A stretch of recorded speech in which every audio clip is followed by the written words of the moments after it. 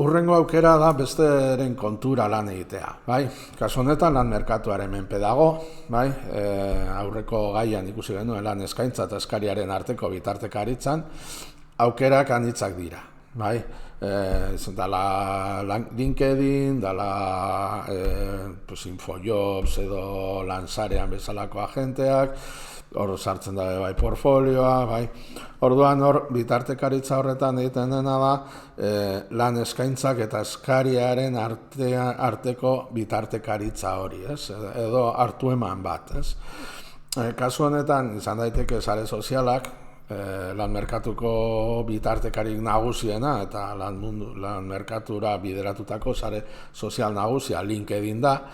Gero portfolio bat izan daiteke, nun enpresek kontsultatu ditzaketen hautagaiek egiten dituzten diseinuak esaterako, bai, hau da, portfolioak kontsultatu ditzakete, horretarako erabil daiteke ArtStation, Pinterest, Instagram, Facebook edo dena delakoa, ez? Eta gero ere, sare sozialak askotan erabiltzen dira lan eskaintzak partekatzeko, WhatsApp taldeak, edo Facebook bera, edo Instagram bera.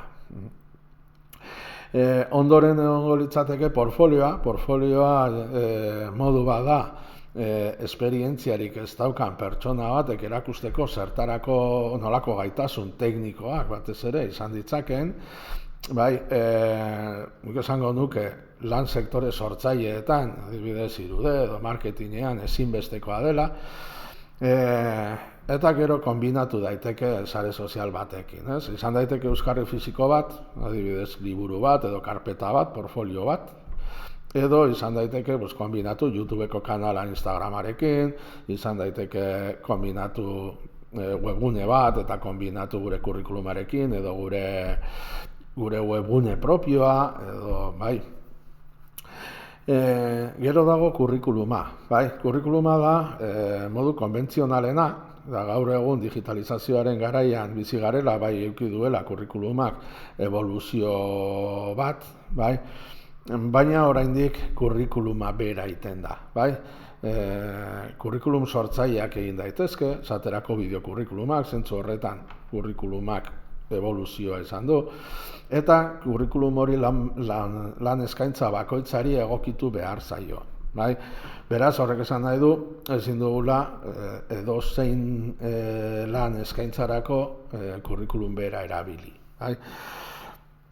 Kasu askotan, enpresetara jotzen dugu ate hotza eginez, ez? Hau da, ez dago lan eskaintzarik, baina ere guk interesa daukagu enpresa horretan lan egiteko. Kasu horretan, bere biziko garrantzia hartzen du aurkezpen gutun txukun bat egiteak. Bai? Gainera, pentsatu behar dugu gaur egun e-mailez egiten da, orduan gutun tradizionalaren ordez, gaur egun e-maila idazten da, baina posta asko erabiltzen ez bada ere, baliteke enpresaren batek oraindik mantentzea. Bai? Edo nola ere, e-maila da nagusi, bai? Eta estruktura bera, da gutun tradizional horren egitura bera oraindik mantentzen da.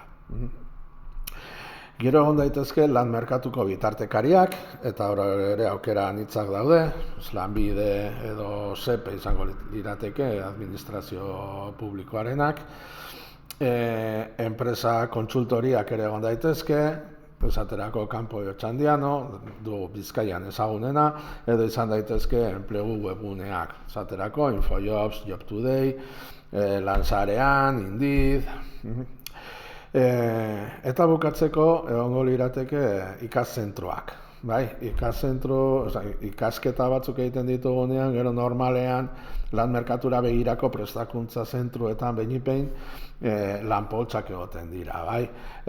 Aukera eskaintzen dute batetik lanpoltsan sartzeko eta bestetik praktiken bitartez gure balioa erakuts dezakegu enpresa baten eta baliteke beraiek kontratatzea, bai.